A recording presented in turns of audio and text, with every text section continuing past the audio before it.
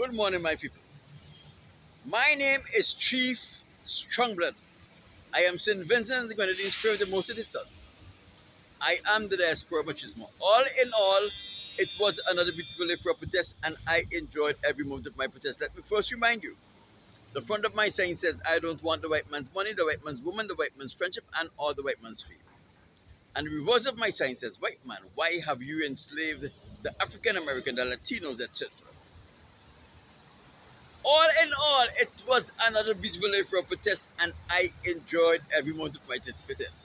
There is nothing particularly interesting that I should bring to your attention as it relates to my protest. And as you know, when I have protested and when I have updated you as to what transpired while I protested, it is always my pleasure and my delight to bring to you something from the word of the Most High God, my people. Remember Revelation chapter 13 verse 16 says, and he calls all, both small and great, rich and poor, free and bond, to receive the mark in his right hand and in his forehead, that no man should buy or sell except for those that have the mark of the beast, the name of the beast, or the number of his name. So in other words, there will come a period of time in Earth's history when no one will be able to take part in the activities of their community unless they have the mark of the Caucasians. And remember, the mark of the Caucasians is you losing your soul. And we must never forget that it is the United States of America that is implementing all of these restrictions upon the world's governments that will force governments to put laws in place that will secure its citizens losing their souls, becoming estranged from the Most High God, making the devil, the Satans their gods, and the Caucasians their masters. The truth is, the Caucasians hates the fact that every other nation on the earth have a soul that can be redeemed and they don't. So it is their sole objective to ensure that everyone becomes like them. Thus, Revelation chapter 13 verse 16, the mark of the Caucasians or the mark of the beast. We have discussed and concluded that the first way in which you can lose your soul is by participating in homosexuality. And we have shown you from scriptures why this is so. We use Leviticus chapter 20 verse 13, which says, if a man will lie with a man as he will lie with a woman, it is an abomination. They must be put to death, and their blood shall be on their own hands. When you're looking in from the outside, you may say, John Jones participated in homosexuality and he escaped the punishment that the Most High prescribed. He did not escape. He is now enduring a punishment that was more severe than death, and that is white slavery. We also see how the Caucasians go up and above to protect homosexuality and homosexuals. Because if you in this generation makes any disparaging remarks against a homosexual or homosexuality, and you have a business or a very important position in the society will ensure that you pay, because homosexuals and homosexuality is protected by the United States of America, because they want to ensure that it is safe for every man to lose their soul without the repercussion of and the shame that goes along with homosexuality. One of the things you have to be aware of is that any action, no matter how insignificant it is, that the Caucasians get behind, protect, and make easy, it is something you ought to stay clear of. The second way in which you can come a reprobate, lose your soul, and get the mark of the beast or the mark of the Caucasians in this era is by abortion. And this is very serious. Now, listen to what the scriptures have to say about the abortion of a child under certain circumstances, right? Exodus 21, 22 to 24. If men strive and hurt a woman with child so that her fruits depart from her, and yet no mercy was found, he shall be punished, and his punishment should be according to that of a husband and the judge. Now, if mischief follow, it shall be a life for a life. Now, the Caucasians has brought it to our attention that a life, a pregnancy in the fourth semester is not a life. So if you have an abortion in the fourth or second trimester, then it is quite okay. Now the scripture says, if a woman is with trial and she was injured by men who are striving and mischief follow, then it must be a life for a life. In this case, mischief is criminal intent. If they could have avoided her and they refused to avoid her because they didn't see any value in this woman getting injured, and she was pregnant and she get injured and she lose a child, those men who fight must lose their life. What the scriptures are saying here, that an unborn child is more important and more valuable than two grown men. So what happens when two individuals make a conscious decision without no justifiable reason, or with justifiable reason, to terminate a pregnancy? That is a very serious offense, especially for an Israelite woman, a woman who descended from those people who were part of the transatlantic slave trade. And I will tell you why. In the late 1800s and the early 1900s, the Caucasians nation, including America, got involved in what is called eugenics. Eugenics is selective breeding. They came up with a plan in order to lessen the amount of African American or Israelite men and women that were born and inhabit their countries, that they are going to practice eugenics.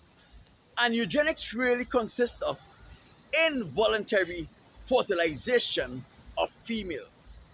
Females who they think that were of no use or value to society were prevented from having children. In every state of the United States of America, as well as the federal government, pass laws that enact involuntary fertilization of those people who they considered unwanted or was not in a position to improve the gene pool. The people who were targeted for this involuntary fertilizations were retarded or handicapped people, African American, and some other minorities, but their emphasis was on the African American or the Israelite people that lived in Europe and in America. It is still legal in most states, and it is still a part of the federal law that the government of the United States can select you randomly and make you sterile, take away your ability to have children, and there is nothing that you can do about it because it is a part of the federal law. Some of the people who contribute to ensure that eugenics were practiced was the big Kellogg's man, the Kellogg's conflict fella, Carnegie. Everybody want to go to Carnegie Hall, and Rockefeller. They put their monies where their hearts and their mouths were, and they contribute financially to ensure that eugenics was practiced and became a part of the American society.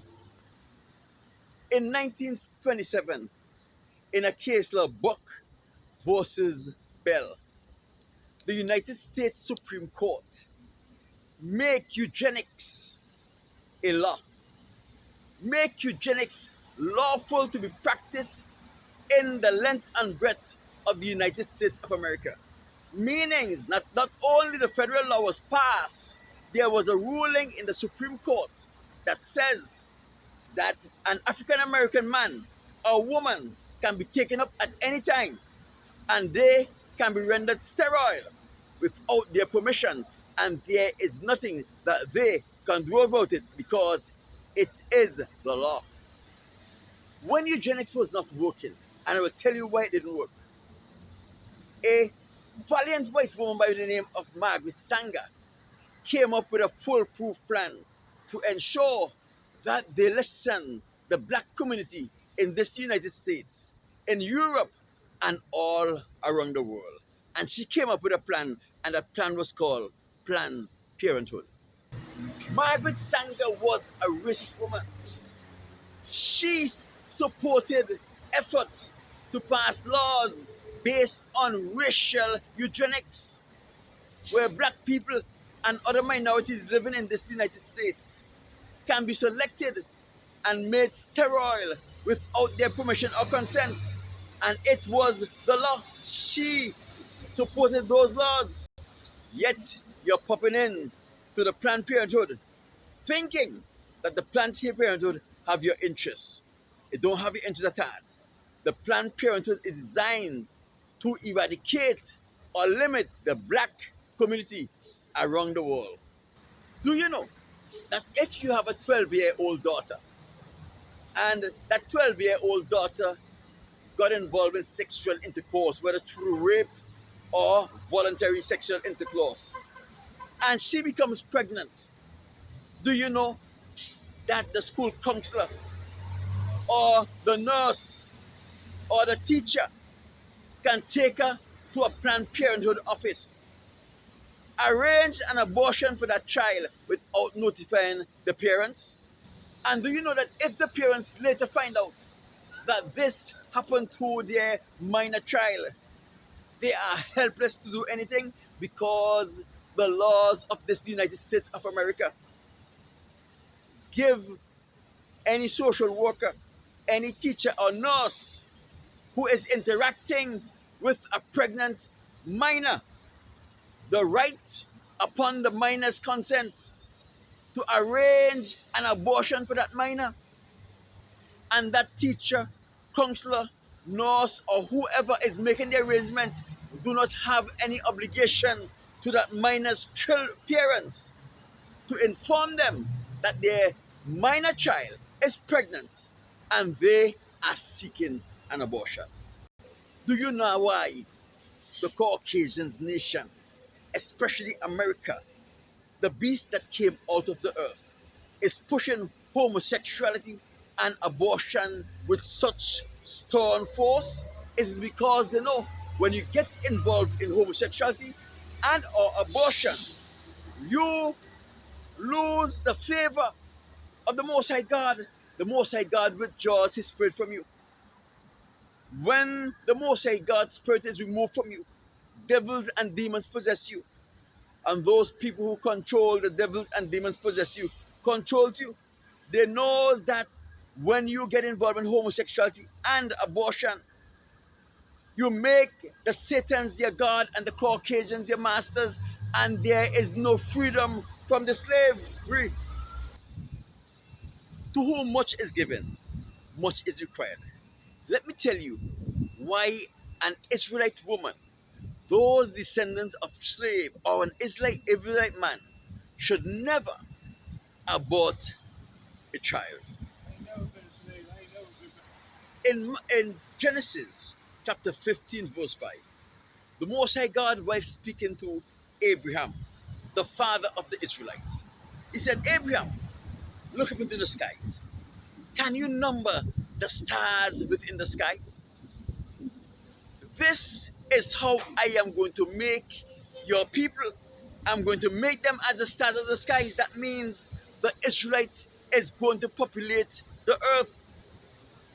Later in Genesis chapter 26, verse 4, the Most High God said the same thing to Isaac.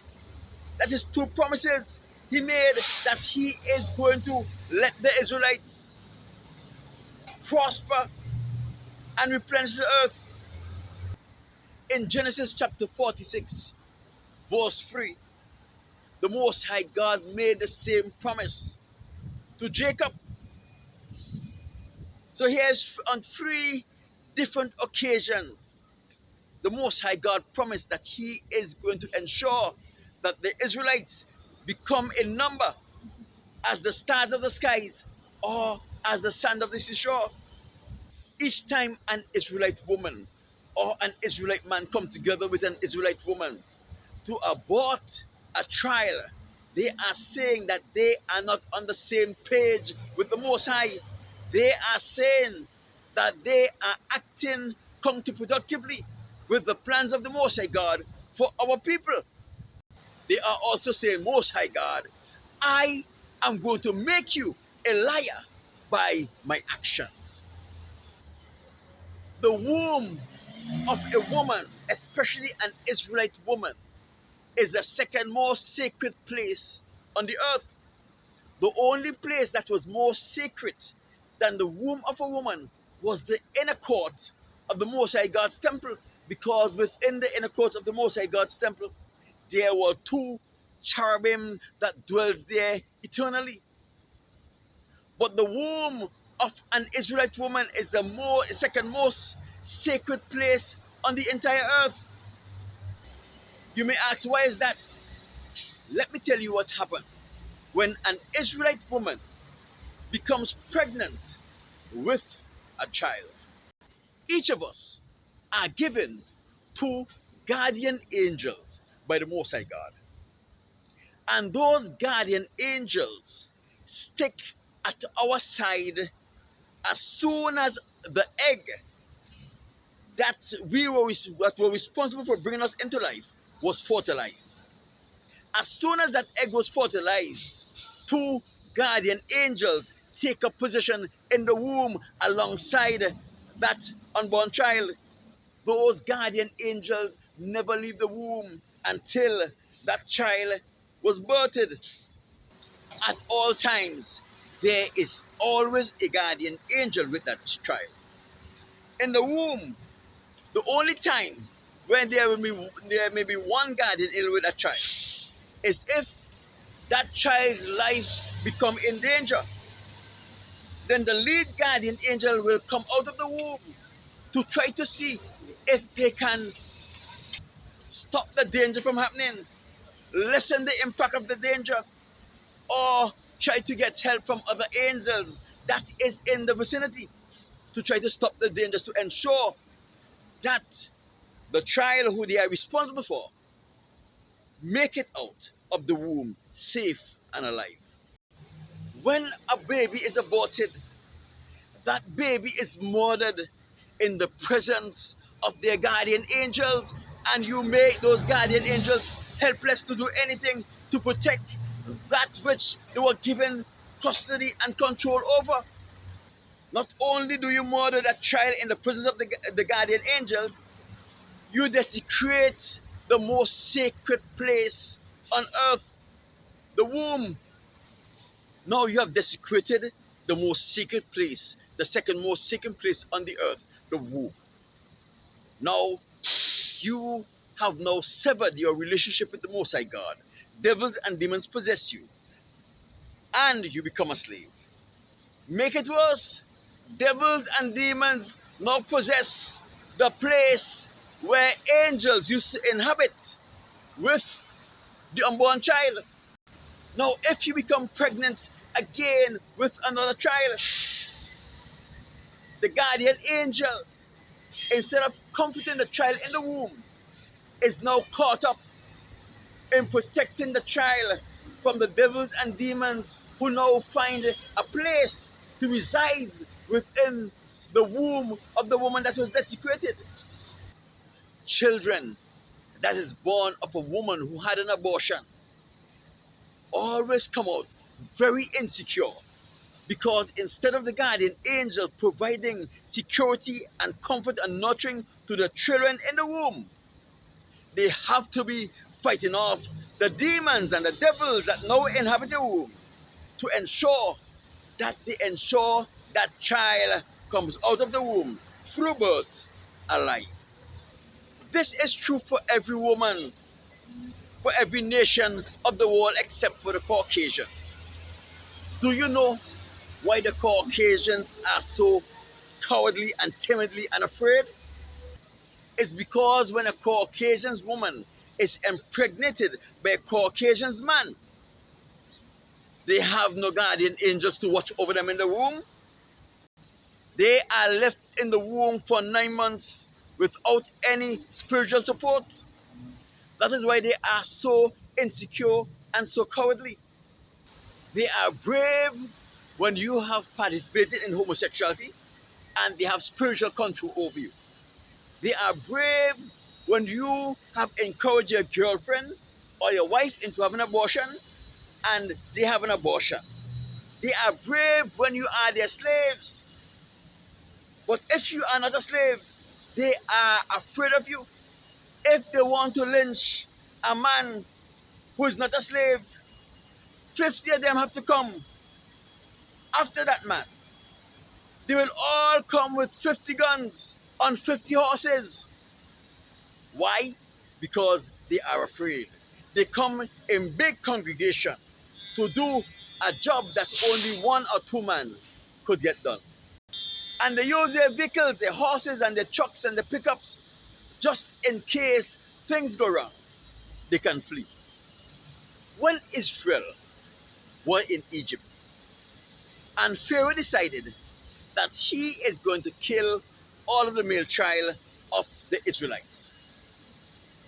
The Israelites women made a pact with the Most High God, and their responsibility to ensuring that the promise to Abraham, Isaac, and Jacob, where the Most High God promised them that he is going to make them a mighty nation, come to pass.